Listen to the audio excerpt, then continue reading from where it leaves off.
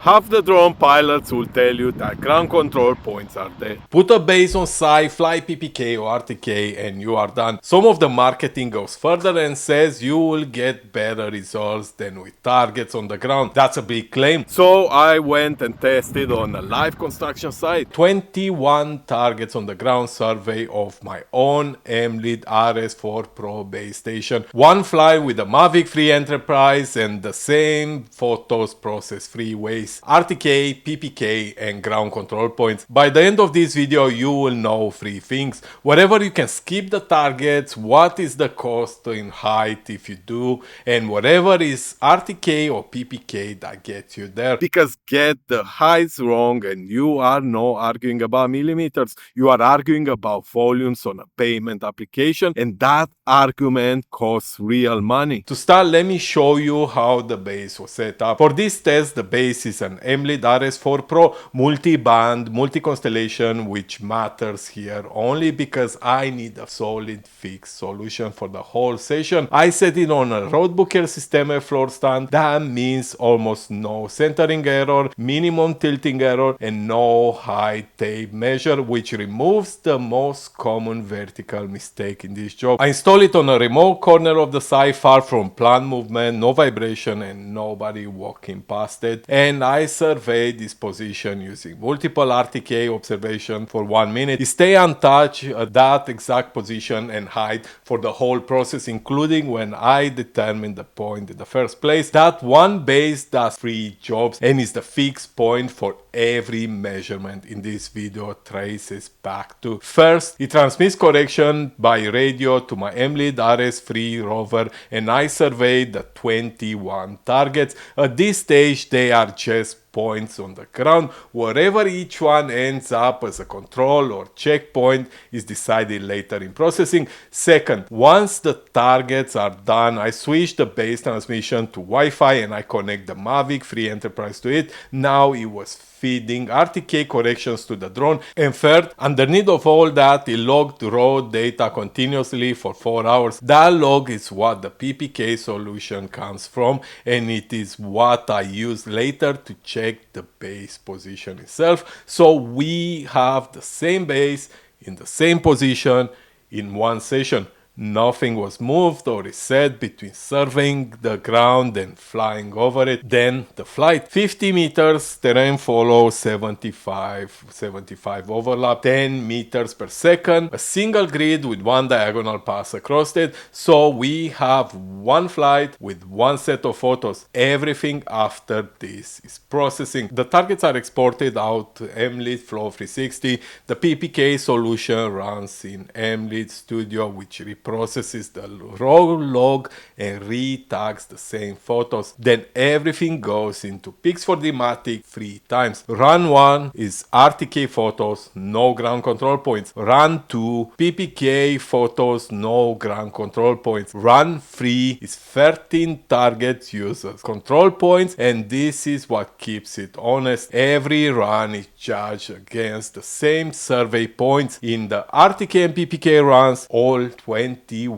checks the result. In the ground control point run, 13 do the control and 8 are held back to check. The checkpoints are the ones who decide. Here is what they say. Plan position first. RTK about 2.5 centimeters. PPK near enough the same. Ground control points near enough the same. Again, all 3 inside 2 to 3 centimeters. On plan, you could not separate them. So for horizontal 2D, the claim holds. Height is a different story. RTK 40 millimeters, PPK 35 millimeters, ground control points 13 millimeters. Ground control points roughly triple the height accuracy. Now look at the spread. The gap between the best and the worst checkpoint on each method. On height, RTK and PPK spread across 5 to 7 centimeters. Ground control point sits inside 2 centimeters.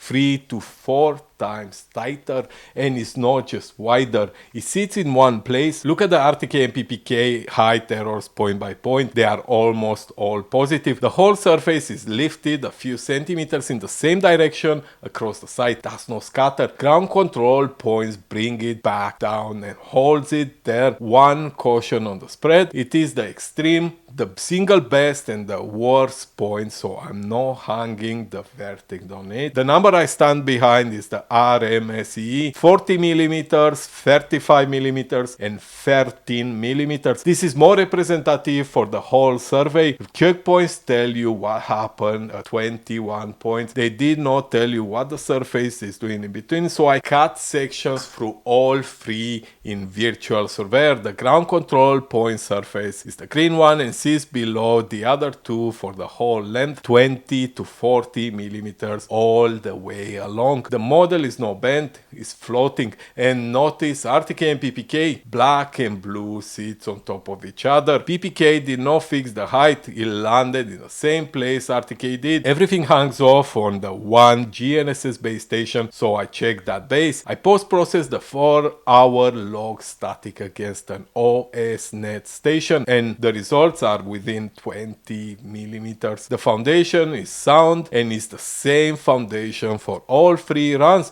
which is what makes the comparison fair. That matters for the high result. The bias in RTK and PPK is not the base, because the base checks out. It comes from the aerial side, and the ground control points are what correct that error. Two honest limits: the ground control point run is judged on 8 checkpoints, the other 2 on 21, so treat that one as the least sample. And this is one site, one flight, one grid with a single diagonal. A different pattern might move the height. This is a real result, not a universal law. The reports are on screen if you want to pause and read them. I'm not asking you to trust me, I'm showing you the number. If your job requires accuracy on 2D and the level accuracy can be a bit loose, the base on its own is a decent solution, and you saw the planned numbers. But if that survey goes anywhere near a payment application or anywhere it could end up in a dispute, then no, you cannot drop them, because without points on the ground the whole model is floating, and this is what the height numbers are telling you. And in my experience, they rarely flow low. It sits above the real ground nearly every time. That is the difference between a surface you can defend and one you cannot. And if you wonder what are the situations when you actually need a GNSS base station, you have to watch this video next.